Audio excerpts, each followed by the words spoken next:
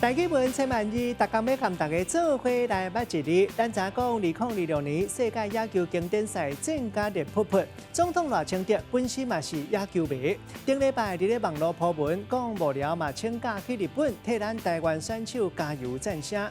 今仔日要甲大家小解这一日，咱同齐来看到，这就是聊无聊的聊，读了聊聊第5条。台语字典解释聊，就是朋友或者是共职务的人，咱讲是同僚。分开来讲，嘛当讲是同伴。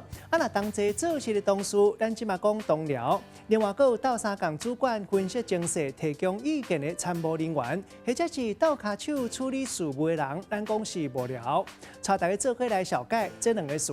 头一个读做官僚，本地意思是官员；落尾煞比如做官的人，靠势骹踏马赛饭官势。另外，还有一个词是官僚派，意思就是形容一个人做代志有官僚作风。第二个词读做同僚，意思就是同事。咱用一句话来举例，甲这两个词合做伙。譬如讲，英国有一寡公家机关的公务人员做代志，互人屁想伤过官僚。百姓若是去申请办一寡简单的公务，爱办的流程足复杂，有的公务同僚也会下提责任。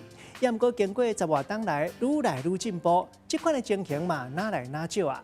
今仔日小解这一日读做聊，提供给观众朋友来参考。